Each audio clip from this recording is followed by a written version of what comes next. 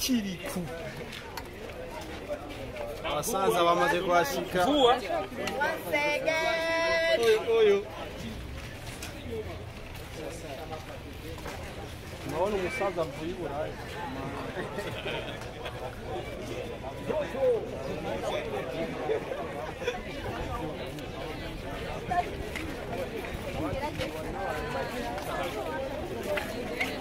Mbona maze kwashika niko nazo biziweke bodyguard focus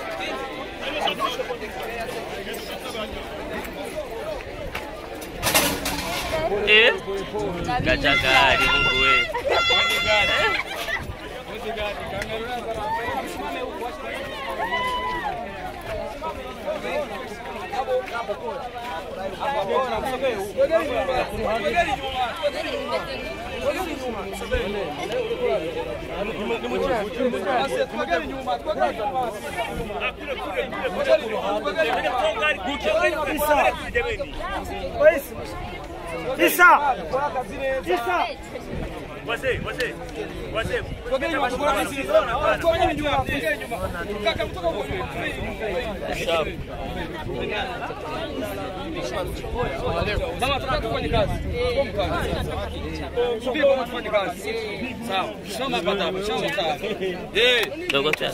Twagere nyuma. None hiyo mwaronga image nziza. Oya mufate image nziza. Ama telefone ndio baki. Kama image yapi? A telefone baki. Sasa ma micro, lete ma micro. Sana ma micro. Honi? Kasha. Sana ma micro. Ma micro. Ndio ma micro. Wacha wabanie tu. Itakuwa sawa. Moyo wabanie huku kwa sababu si gani. Oi. Micro zanyu zote. Bale micro. Balete micro. kandi iri kumwe Bali. Bali. Mko tayari mtaniambia? Micro. Berlin. Picha nyuma. Mtaniambia mko tayari? Subiri. Mtaniambia kama mko tayari. Mko tayari. Subiri sawa. Mtaniambia. Anza kazi. Yes. Ikanda baramutse ndabifuriza ibihe byiza, ndabifuriza kuroranirwa mu bikorwa byanyu bya misi yose. Yes, no munsi dasanzwe. No munsi deruka turi ngaha dorekeza bano bene wacu. Ndavuga Billman Boy kiri kutakira kumwe na Dapoje berekere janze y'igihugu, ndavuga Burayi aho bakoze amasho atandukanye. Izina ryanjye ni Starboy Deshi. Ndavuga yuko imbere yuko tubandanya canke duha ibibazo abamenyesha makuru bari hano. Amatosumira bari muri bamwe bakunda misi yarika ndetse no bita Sun Over Mix. Reka dufate umunota umwe kugira dukomeze kubibuka aho bagiye kuko natwe tuzohaja murakoze. Muganga kure.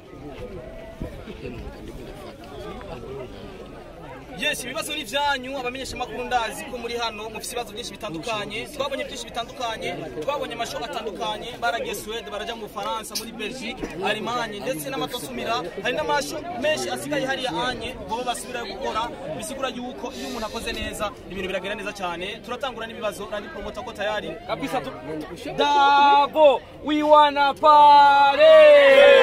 Dabo, we wanna party. We wanna party, everybody. We wanna party. Asante sana bituma gutanguye uko nukwera ko abaririmbyi b'igihugu kandi bakaba barakoze ibidasanzwe muri byo bihugu vya Buraya. Tumenyereye kubona abaririmbyi batandukanye bakora ibidasanzwe hariya mu bihugu vya Buraya. Uyu munsi Billman Boy na Botena Kiriku Akiri barashitse ku kibuga cy'indege Melchior Ndadaye. Ikintu cya mbere bahungu ba Billman Boy turabaha ikaze mu gihugu cyanyu ciza gitembamwo amata n'ubuki. Sana turabashimiye namwe mwakoze kuza kudutera iteka mukadushyigikira mukaza kutwakira muri benshi mukatwereka yuko ibyo twakoze mwabibonye by'agaciro cya mbere kandi tumaze tubashimire. Dabo, turifuza kumenya byinshi bitandukanye ku bijyanye n'umuziki wa Bilmani Boy. Uyu munsi mwaje kuri ku nshuro yanyu igira kabiri, ku nshuro ya mbere byaraburijwemo ntimwashoboye gushika. Turifuza kumenya n'iki kibazo cyabaye urugendo rwa Bilmani Boy ruhindurwe amatariki. Ikibazo cyabaye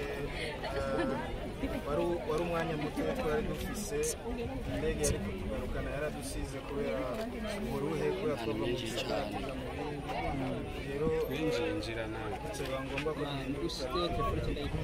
ariko nta kibazo na kimwe wari mwagize kiretse iyo ndege yabasize. ikibazo nuko indege yadusize viza yaheze. Ego twarabonye ibitaramo byinshi bitandukanye mwagiye murakora muri bijya cugu. Turifuza kumenya experience mwahakuye canke ugukomera mu kazi bivaye na performance mwagiye muragira muri bijya bihugu ubwanyu mwayibonye ko nk'abasore ba Bilmani.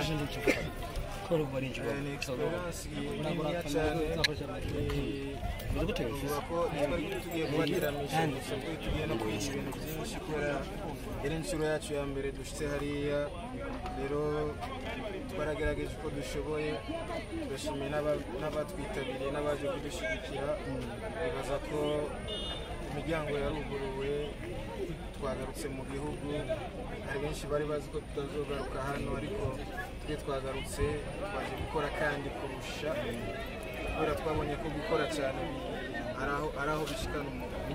Akiri mu bitaro mwakoze muri bihugu bya Buraya, niki kintu mwabonye gitandukanye na performance wakoze muri za Primusique ndetse na performance umaze gukora mu bihugu bitandukanye ndetse bya hano iwacu donc canke n'ibya East Africa, kubera ko ibitaro mwakoze mwabikoze Buraya. Ndifuza kumenya stage zaho wazibonye gute, wabonye abantu bakira gute umunyamuzika. Turifuza kumenya byinshi bivanye no kwino wabonye stage zari zimeze mu mwagiye murakorera. Byari bimeze neza muri rusange, neza muri rusange,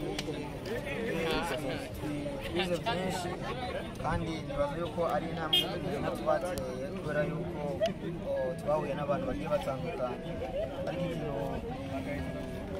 bitandukanye n'abo ngabo nuko abahariya iyo bakwishimiye barakwishimira. Iyo nta muntu ashobora kuza muri konseri yawe aje kwicara, nta muntu yoriha amahera aje kwicara, umuntu yarisha amahera aba aje kuryoherwa nawe, aba aje kugaragariza ko agushigikiye kandi abikunda. Abandi muraza kubaza ibibazo, ariko ikibazo canje ni iki, iyo uri kurakora ibikorwa ari gushobora kwibaza yuko ibikorwa byawe biba bifise imbibe. Uno munsi kiriko akiri waragiye hanze y'igihugu uraje muri Europe, urabona abafanzi batandukanye ndetse n'ibikorwa byawe ndetse uranabibasangiza. Ibikorwa byanyu ndavuga Daboje na Kiriko wese muri rusange bavyakiriye gute, abakunzi banyu hariya anye mwababonye gute muri rusange? Acashana nimba video yaravyerekana, we n'amavideo warabana, amavideo twarayaraba ariko nige tutabona yose. ayo wabona Twabona nyene harayo twabona tukabona ari meza. n'abandi bavuze ko twagiye gukora anniversaire ngo muri rusange ibintu byagenze neza, n'intambwe nini cyane. Kumva gusa ko ikizoma cyagiye gukora concert muri Belgique kandi na Europe nubwo hoza abantu babiri n'ibibazo bisanzwe, byari ibintu buri murundi wese yarakwiye kwishimira kubera yuko uyu munsi yagiye iteka ku Burundi. Tugiye hariya ntitwagiye na Daboje, twagiye mu Burundi, ahantu hose twagenda twaruka yuko turabarundi, byari ibintu buri murundi wese yarakwiye kwishimira. Ikibazo cha mbere mfise karibu sana kwanza mu Burundi kubera ko maramaze kwezi kurenga muri mu mahanga, nibaza ko ari iteka kuri mwebwe mugabo muje hari ibindi bikorwa mufise ngaha mu Burundi. Mu gihe hari benshi bari barindiranye igishi bitewe gute guperforminga itariki 31 mu ntara ya Ngozi. Ikibazo cya kabiri naco hari ikibazo cabaye kuri kiri mu gihe wari uri hanze ku ndirimbo yawe Lala. Mbega ni kihe kibazo cyagenze gute mu gihe abantu benshi babonye igenda n'umunsi yaheze indwi zirenga zibiri itari kuri rwa YouTube? Habaye ikihe kibazo? Mbega uno munsi indirimbo yarabuze burundu cyangwa izogaruka? Ibibazo bibiri witegura gute igitaramo cyo mu ntara ya Ngozi? Mbega ni kihe kintu abakunzi banyu bo kwitega muri uno muziki w'u Burundi? Abakunzi bacu bitege kuryoherwa cyane, inge nzanye na bimamatwi y'urugaruka rushasha yanje yarakoze indirimbo hariya ushobora kuyiperforminga kuri uwo munsi. Amakuru bijanye n'indirimbo yanje Lala no mumenyesha amakuru kiwe kagatwara ama sizi yagakoresheje ariko imagine yasonye nyoko nyuma rero najya amakuru atangura muri iryo ndirimbo kiri kuri so